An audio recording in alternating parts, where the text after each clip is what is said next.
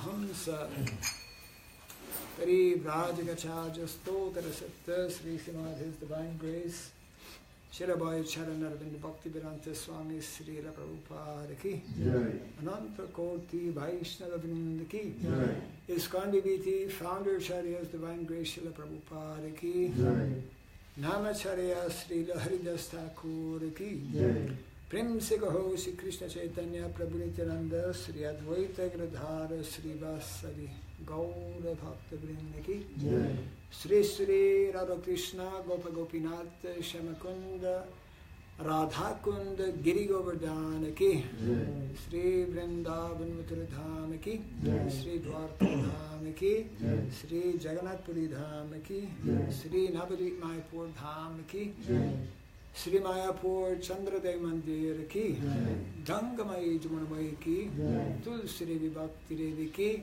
Harinam Sankirtan Ki Samaveta Bhakti Vrinda Ki Transcendental Book Distribution Ki Jai Shri Sri Gauritai Ki Jai Shri Sri Jagannath Baladev Subhadra Devi Ki Jai Sri Krishna Balaram Ki Jai Sri Giri Govardhana Ki Jai Sri Sri Radha Madhava Ki Jai Nitai Gaura Pimanande. All glories to the assembled devotees, all glories to the assembled devotees, all glories to the assembled devotees, all glories to Sri Guru, to Sri Gauranga, all glories to Sri Prabhupada. Om Ajnanatimirandasya Dhyananjana Shalakaya Chakshurunmilitam Jena Tasmai Sri Gurave Namaha Sri Chaitanya Manobhistam Stapitam Jena Bhutale Swayam Rupa Kadamahyam Dadati Swapadantikam Vandeham Sri Guru Sri Juta Padakamanam Sri Gurun Vaishnavamscha Sri Rupam Sagrajatam Sahagana Ragunatam Vitam Tvam Sajivam Sadvaitam Savadutam Parijana Sahitam Krishna Chaitanya Devam Sri Radha Krishna Padam Sahagana Lalita Sri Vishakandvitam He Krishna Karuna Sindhu Dinabandhu Jagatpate Gopisha Gopika Kanta Radha Kanta Namostute Tapta Kanchana Gaurangi Radhe Vrindavaneshwari Vrishabhanu Siti Devi Pranamami Hari Priye Vanchakalpa Tarubhyascha Kripa Sindhubhyaiva cha Patitanam Pavanebhyo Vaishnavebhyo Namo Namaha Narayanam Namaskritya Naram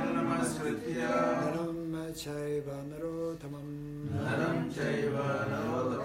Devim Saraswatim Vyasam Tato Jayam Mudiraya Nasta Prayesha Badreshu Nityam Bhagavata Sevaya Bhagavati Uttama Shloke Bhaktir Bhavati Naistiki Idam Bhagavatam Nama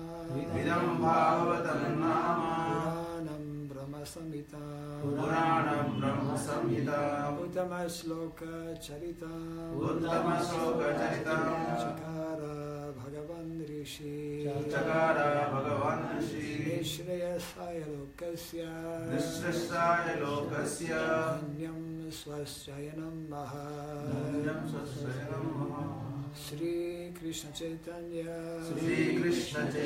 Prabhu Nityananda Sri Advaita Gadadhara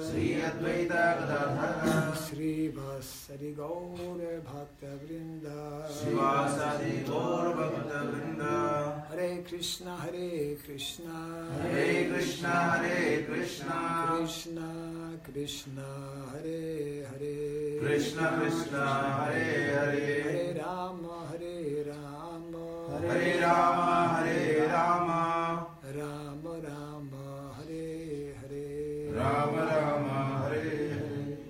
Om Namo Bhagavate Vasudevaya, Om Namo Bhagavate Vasudevaya, Om Namo Bhagavate Vasudevaya, Om Namo Bhagavate Vasudevaya, Om Namo Bhagavate Vasudevaya, Om Namo Bhagavate Vasudevaya, Om Sri Sarabhyai Namaha, Om Sri Sarabhyai Namaha, Om Sri Sarabhyai Namaha, Om Sri Sarabhyai Namaha, Om Sri Sarabhyai Namaha, Om Sri Sarabhyai Namaha. Mukhaṁ karoti vācalam pangum nangayate girim Yadkripatamaham bande Sri Gurum Vinataranam, Yadkripatamaham bande Sri Gurum Vinataranam. Welcome to everyone. Special day, Kadasi day, right?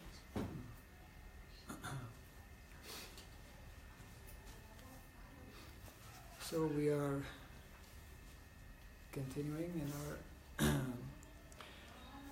first canto of the Srimad Bhagavatm, chapter number 4, the appearance of Sri Narada and our bookkeeper or timekeeper. 20. 20, okay. 20, verse number 20. ṛg-yajuḥ-sāmātharvākhyā vedaḥ catvāra uddhṛtāḥ itihāsa-purāṇaṁ ca pañcamo Veda ucyate ṛg-yajuḥ-sāmātharvākhyā vedaś catvāra uddhṛtāḥ itihāsa-purāṇaṁ ca pañcamo Veda ucyate ṛg-yajuḥ-sāmātharvākhyā vedaś catvāra uddhṛtāḥ itihāsa-purāṇaṁ ca pañcamo Veda ucyate ṛg-yajuḥ-sāmātharvākhyā vedaś catvāra uddhṛtāḥ itihāsa-purāṇaṁ ca pañcamo Veda ucyate ṛg-yajuḥ-sāmātharvākhyā vedaś catvāra uddhṛtāḥ itihāsa-purāṇaṁ ca pañcamo Veda ucyate ṛg-yajuḥ-sāmātharvākhyā ṛg-yajuḥ-sāmātharvākhyā vedaś catvāra uddhṛtāḥ vedaḥ catvāra uddhṛtāḥ itihāsa-purāṇaṁ ca itihāsa-purāṇaṁ ca pañcamo veda ucyate pañcamo veda ucyate ṛg-yajuḥ-sāmātharvākhyā ṛg-yajuḥ-sāmātharvākhyā vedaḥ catvāra uddhṛtāḥ vedaḥ catvāra uddhṛtāḥ itihāsa-purāṇaṁ ca itihāsa-purāṇaṁ ca pañcamo veda ucyate pañcamo veda ucyate ṛg-yajuḥ-sāmātharvākhyā ṛg-yajuḥ-sāmātharvākhyā vedaḥ vedaḥ uddhṛtāḥ itihāsa-purāṇaṁ ca itihāsa-purāṇaṁ ca pañcamo veda ucyate ṛg-yajuḥ-sāmātharvākhyā ṛg-yajuḥ-sāmātharvākhyā vedaḥ catvāra uddhṛtāḥ vedaḥ catvāra uddhṛtāḥ itihāsa-purāṇaṁ ca itihāsa-purāṇaṁ ca pañcamo veda ucyate pañcamo veda ucyate ṛg-yajuḥ-sāmātharvākhyā ṛg-yajuḥ-sāmātharvākhyā vedaḥ catvāra uddhṛtāḥ vedaḥ catvāra uddhṛtāḥ itihāsa-purāṇaṁ ca itihāsa-purāṇaṁ ca pañcamo veda ucyate pañcamo veda ucyate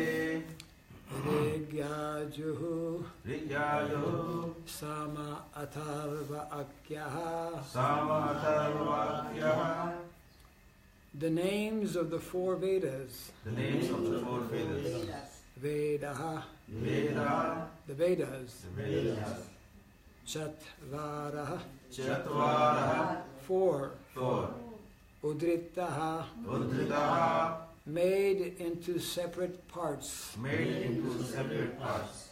Itihāsa, Itihāsa, historical records, historical records, such as Mahābhārata. such as Mahābhārata.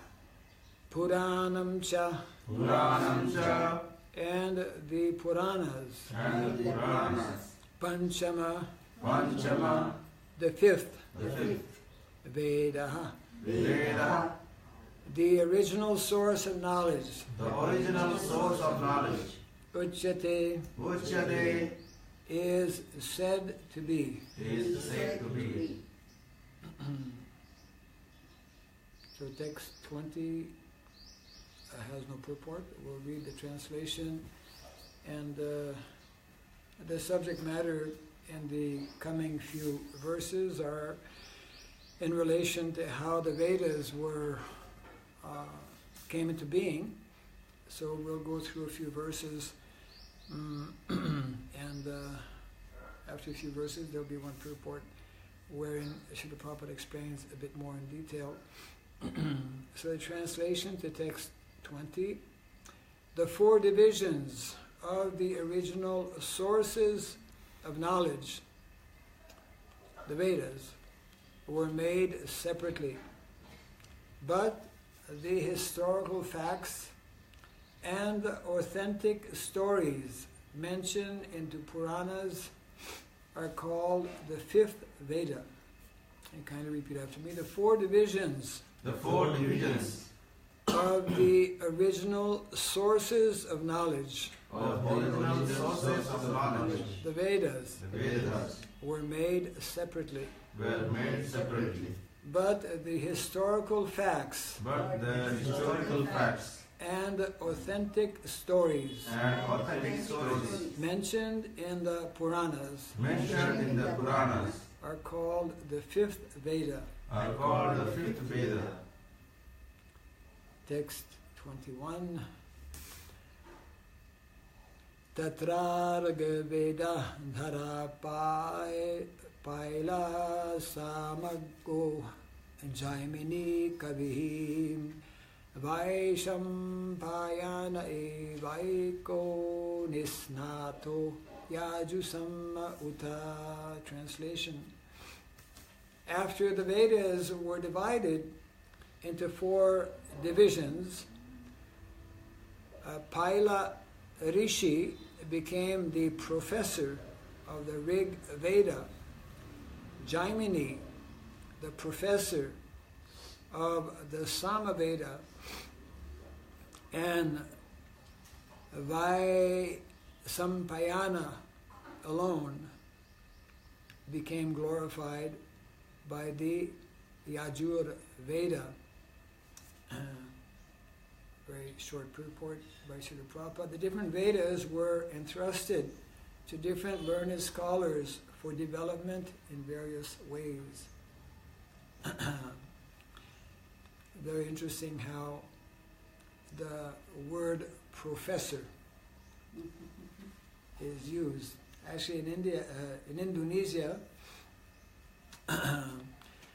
the culture is very intimately connected with the Vedic culture, as you may know, and they have different dialects, like here in India.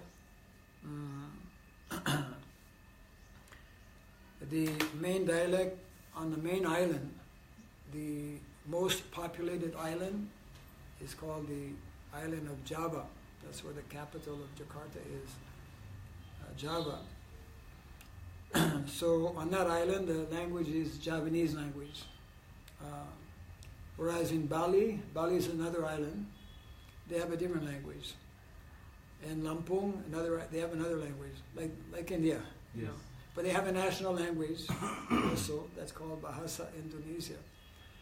And because their culture is so closely connected with Vedic culture, the actual name they use for a teacher is Guru. So they have thousands of gurus. You know, anyone who's teaching, he's a guru. But to become a professor in Indonesia is something very rare, because to actually become a professor, one must be sanctioned by the president of the country. I mean, it's like a very big title. And when one becomes a professor, we have one of our devotees, he's a professor, and he's the head of Department of Religion for the whole country, actually, in Jakarta. Vishwambar Prabhu, actually. And so when one becomes a professor, he gets the title Guru Basar. Basar means big. You become a big guru, or big professor, or a big teacher, Guru Basar. Of course, in India, in the West, they have different systems. But it means that actually, as we can see here, from the very beginning, this knowledge of the Vedas, and we'll read a little bit more actually, next few verses, was entrusted to very highly learned individuals, professors, who we could say took responsibility of one particular section of the Vedas. So it means that actually all of us who are students, we have, you know, we are fortunate to have such big professors as our original teachers, and this is coming down in Guru Parampara, or in the cyclic succession. So text number 22. Atharvangi rasamasita sumantur daruno munihi itihāsa-purāṇaṁ pita me ro maharshanaha. Translation: the Sumantu Muni Angira, who was very devotedly engaged, was entrusted with the Atharva Veda. And my father, Maharshana, was entrusted with the Purāṇas and historical records. So in this way we can trace who were the first personalities responsible for different sections of the Vedas. Short purport in the Shruti mantras also. It is stated that Angira Muni, who strictly followed the rigid principles of the Atharva Vedas, was the leader of the followers of the Atharva Vedas.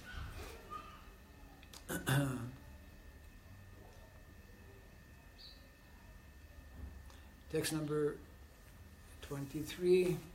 Ta eta rishayo vedam swam swam vyasan anekadha shishyai prashishyastat shishyayar vedaste shakino bhavan. Translation and short purport by Srila Prabhupada. All these learned scholars, in their turn, rendered their entrusted Vedas unto their many disciples, grand disciples, and great grand disciples, and thus the respective branches of the followers of the Vedas came into being. Purport. The original source of knowledge is the Vedas. There are no branches of knowledge, either mundane or transcendental. Kindly listen carefully. There are no branches of knowledge, either mundane or transcendental, which do not belong to the original text of the Vedas.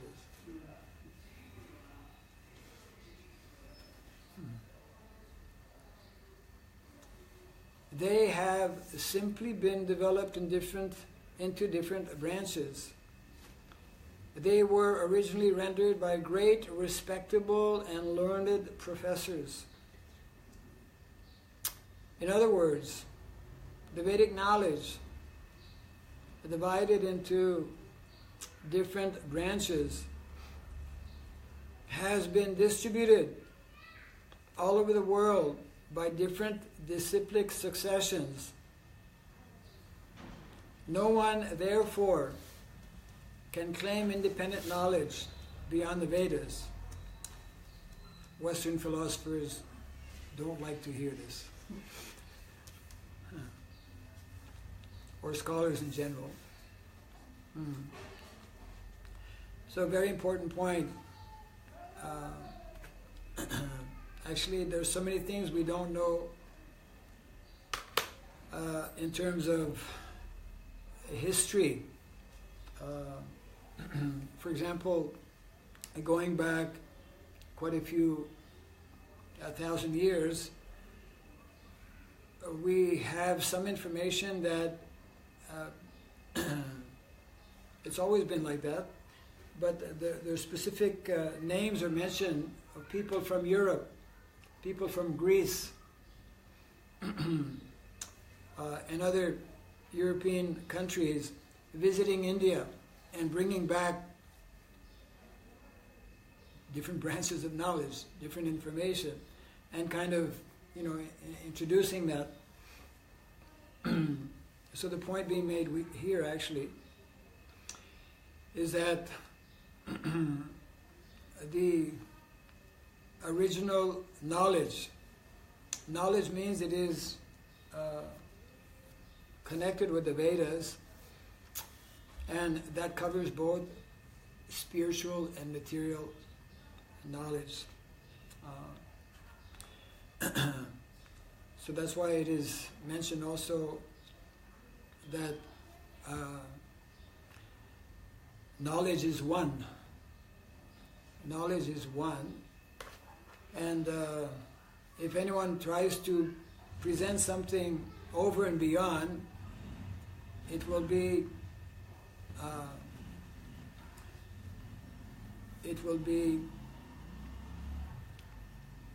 falling in the category of not knowledge. That may not immediately be completely easy to understand. There's so many things that we don't know in terms of what happened, especially at the turn of the Yuga, this Kali Yuga. We know how there are many references in the Shastra whereby, just like the Battle of Kurukshetra, some people say that this Battle of Kurukshetra was just a local battle, localized somewhere in India. Of course it was localized, but the description of the different flags of various kings who participated in the Battle of Kurukshetra came from all over the world, all over the known world at that time.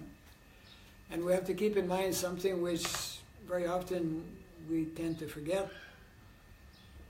The countries like North America, of course, in the pages of history we hear about the discovery of North America, just a few hundred years ago. It's not that North America was not known, but people from the East understood that actually this is not a good place to stay because you can't survive, you can't grow food properly, you cannot. So mostly, if we study, if we analyze the proportion of population over the centuries,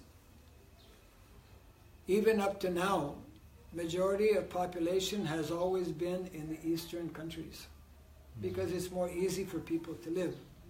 You don't have to battle against severe kind of temperatures that are there in the western countries, isn't it? And I've mentioned this a few times, although I'm still trying to find that reference whereby it mentions somewhere in the Shastra that one should not live in a place where mangoes grow, where pineapples grow, where guava grows, natural fruits. And of course, none of those grow in America especially. South America is a different story because the climate is very conducive, and there is reference also. We should not live in such places where mangoes grow? The injunction is that one should not live in a place where certain tropical fruits don't grow. Yeah. It may be mango, it may be whatever. Idea is that one should not live in a place where, like in America, majority of the time people have to spend just to survive. Just to survive, to protect themselves against the harsh, cold winters especially. The growing season is 3 to 4 months every year only. So these are not actually natural places. But the point I wanted to make was that there were people who participated in the Battle of Kurukshetra came from different countries. It means that the Vedic culture at that time was spread to many different parts of the world. As a matter of fact, just like we have devotees visiting certain European countries, I believe like Russia and others, where they find temples and deities of Krishna, that are, in other words, basically reminiscent of the very activities that are ongoing or still being practiced here in India. So that's why the Vedic knowledge is so important to introduce. And this is a very important theme that is being presented here in terms of the original Veda being one, then divided into four, and in addition to that, what is called itihāsa and Purāṇas. Itihāsa and Purāṇas were also given by the Lord, and therefore they are also considered as perfect, isn't it? Not created by ordinary persons. And in the context of what we were reading a few days ago, when Srila Prabhupada was making reference to Srila Jiva Goswami, and actually this is very important for us as Vaishnavas who are giving so much of importance to the Srimad Bhagavatm. Srila Jiva Goswami, that is what he established actually in his Sat Sandarbha, especially in the first Sandarbha called Tattva Sandarbha. Tattva Sandarbha basically establishes the Srimad Bhagavatm as, now one may find this a little difficult to believe initially, and some people may not accept it also, or not connected in our Guru Parampara. Srila Jiva Goswami establishes that actually the Srimad Bhagavatm, in the context of our situation now in Kali Yuga, is even more important than the Vedas. Not only that, he mentions actually in the Tattva Sandarbha that when Srila Vyasadeva, I was mentioning this a little bit briefly the other day, when Srila Vyasadeva sat in meditation to compose the Srimad Bhagavatam, in his meditation, he could understand more things than Lord Brahma.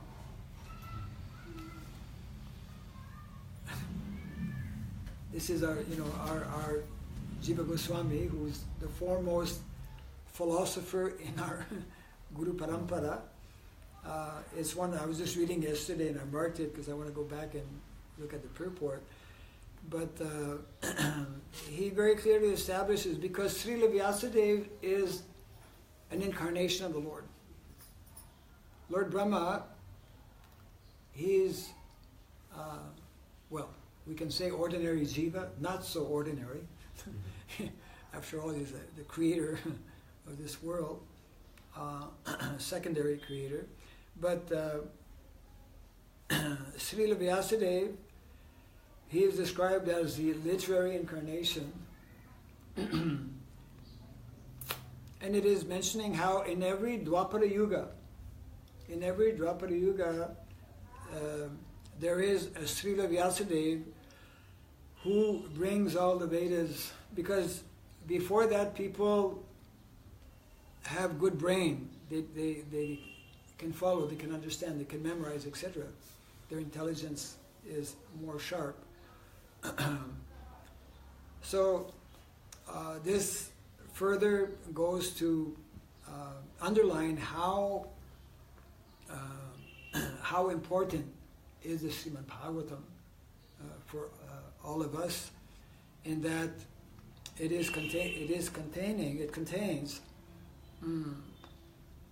all that is there in the Vedas and more, isn't it? In tomorrow's verse, I was tempted to go into it today, but we'll keep it for tomorrow because there's a good purport.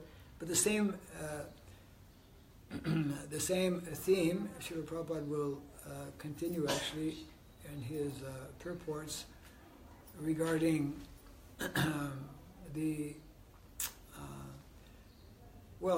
it means that actually our Gaudiya Vaishnava Sampradaya, as revealed to us by Srila Jiva Goswami. And that is why we all know that there are 4 Vaishnava Sampradayas. And we know how Lord Chaitanya Mahaprabhu kind of brought them all together, so to speak, by giving the philosophy of Achinta Bheda Bheda Tattva. Otherwise, the 4 Vaishnava Sampradayas, they have some slight differences, not major, slight differences.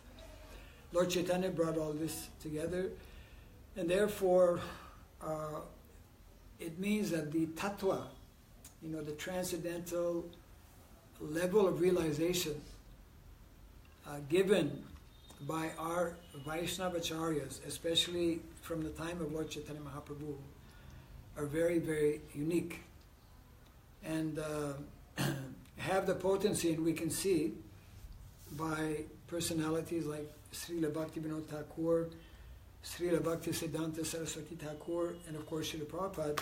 They have the potency of actually, in due course of time, when this knowledge is properly presented, they have the potency of completely annihilating, washing off all the rubbish, in the name of philosophy. There's so much of rubbish, actually, because most of the philosophy is based on the 2 levels of which is something we accept, but actually not as Vaishnavas.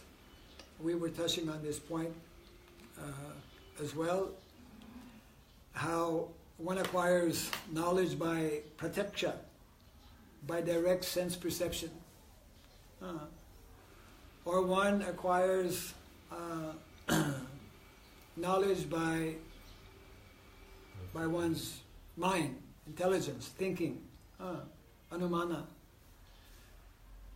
But although we accept those, we favor and prefer, and ultimately we conclude as Vaishnavas that the only real way to accept knowledge and to be completely secure in understanding that it is pure knowledge is through sabda. Sabda praman means establishing, to establish the real validity, authenticity, and proof of some knowledge. Our system, as Vaishnavas, is that it has to come from the Vedas.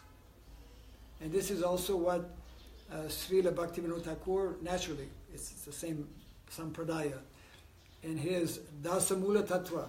Tattva is a subject matter that we could continue to speak about, because it is very deep subject matter. Tattva has to do with what is reality, what is the truth, what is the truth of this material world, what is the truth of the spiritual world, what is the truth of Godhead, what is the truth of the jiva, what is the truth in terms of the various relationships that are there. So in his Dasamula Tattva, Srila Bhaktivinoda Thakur begins. So Dasamula means he basically summarized 10 main essential tattvas or truths. And he begins, the first one is, all knowledge comes from the Vedas. I mean, same thing, our other acharyas as well. So in other words,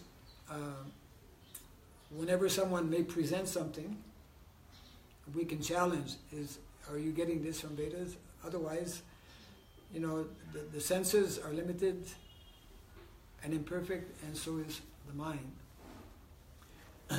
Very important points, a very big topic, of course. I think we'll stop here, unless there's some comments or some questions on the topic. Yeah. So all knowledge is coming from some Vedas. Yes. Even the material knowledge also is coming from some Vedas? Yes. That's even material knowledge. Yes. Vedas are divided into what is called Shruti and Smriti, isn't it? Yeah. So all of the different material, like Ayurveda, the science of medicine, or Dhanurveda, the science of military science, or Gandharva Veda. These are material science, music, dance, fine arts. So many different branches of knowledge. In other words, Vedic knowledge, now this is something very interesting. Vedic knowledge, both spiritual Vedic knowledge and material spiritual knowledge, is eternal knowledge.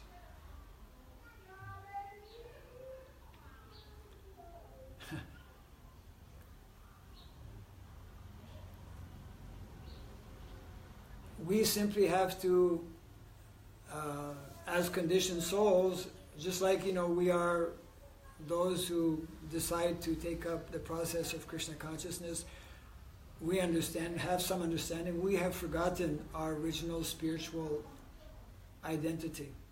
And even though we know theoretically that, Krishna Nitya Das, we are the eternal servants of Krishna, but what is our actual identity as a servant of Krishna, we still don't know. That becomes revealed at some particular time. So in the same way that spiritually it takes us some time to come to know, what is our relationship with Krishna, what is our relationship with other devotees, who are Krishna's eternal associates. Largely we don't know because of the heavy conditioning, in this material world. Similarly, also, what is how this material world functions, how to get well if I become sick. There's a science. There's material science, which is the most ideal of medical sciences, of course, is Ayurveda. And there, of course, it mentions how, there's, in terms of, Veda means knowledge, right? Knowledge is also described as vidya. So coming back to what we were mentioning about Shruti and Smriti.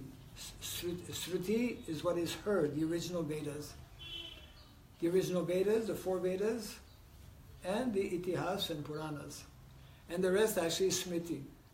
So the Shruti are compared to what is called Paravidya, isn't it? There is Paravidya and Aparavidya. Paravidya means the spiritual level of knowledge found in the Vedas. Aparavidya means the material level of knowledge. And there's a third category, and that is called avidya. If your knowledge is not coming, if one's knowledge is not coming from either Paravidya or Aparavidya, then it falls in the category of avidya, ignorance. Yes, this is what I wanted to hear.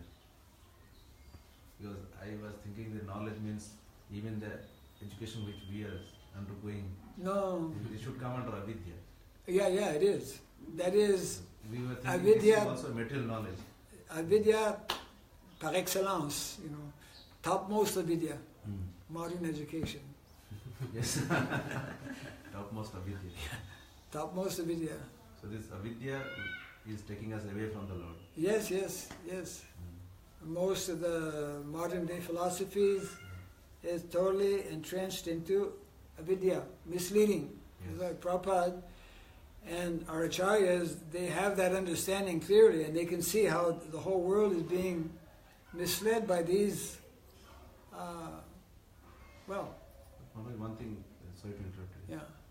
Somewhere it is mentioned that, actually there is a little confusion, within our devotee also, that Prabhupada has said, one must also have the knowledge of material knowledge and spiritual knowledge. Huh?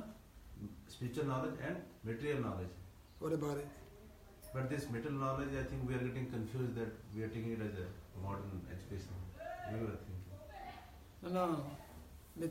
Material knowledge, we should understand. Material knowledge, that's why we need to reform the educational system. That's why we also need to make arrangements for, our children within our society, that they receive proper knowledge. Right now they are totally immersed in avidya. Yeah. In the name of education, isn't it? Yes. People are getting all kinds of degrees and all kinds of diplomas, etc., like that.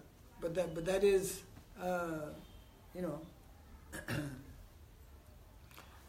that is not knowledge as we understand from Vedic literatures.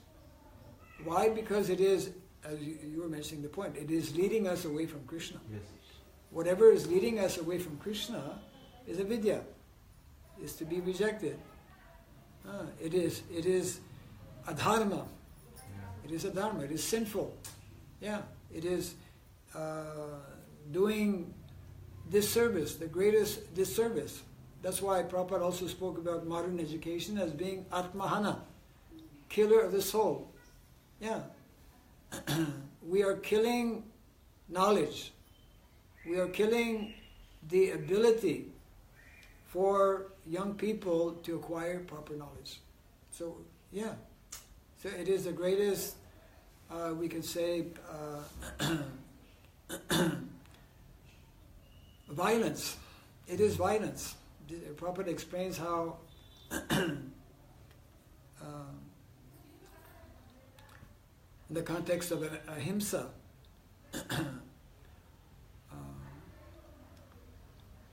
when we do not give opportunity for people to become God conscious, to cultivate proper material knowledge, proper spiritual knowledge, then we are committing the greatest violence upon them.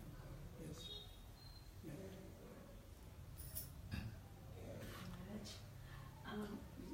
It is said that the Vedas are the origin for mundane as well as spiritual knowledge. Yes. So what is the type of mundane knowledge that is contained in the Veda? What is the type of mundane knowledge? I was mentioning a few minutes ago, Atharva Veda, not Atharva Veda, Gandharva Veda, the science of music, singing, dance, and Ayurveda, the science of medicine. So many different branches are there. So these, you see, because we're in the material world, we have a material body, we're dealing with the material energy, yes. we need to properly, we need material knowledge based on the Vedas that will facilitate more easily for us to deal with our material situation. And when we, which is the case today in modern day society, when we deviate from this knowledge, anyway, that's a whole other topic, but when we are not understanding these basic concepts and principles that are presented in the Srimad Bhagavatm and the Vedic literatures, then in the name of freedom, in the name of equality, in the name of fraternity, I mean, most we call democratic countries in the world are giving high esteem to things like equality, liberty, and fraternity and justice. And meantime, every year 90 billion living entities are killed, die. 1.4 billion abortions are committed. And we speak about equality and fraternity. What is this? You see? These are all actually very laudable, very desirable qualities. But when they are taken out of their proper context, as they are today, then we are allowing in different countries all kinds of irregularities. That's a very mild term. Rather, atrocities, to take place. And because Maya is so strong, people are not even aware that they are engaged in these, we could say, nefarious activities, adharmic activities.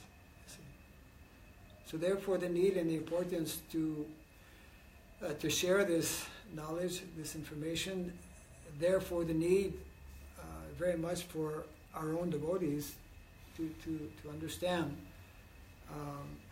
what is being presented, especially in the Srimad Bhagavatm and in the various explanations given and the purports by Srila Prabhupada. Okay. Jai Grantara Srimad Bhagavatam ki Jai Srila Prabhupada ki Gaura Premanandi Bhakti Raga Swami Maharaj ki Jai.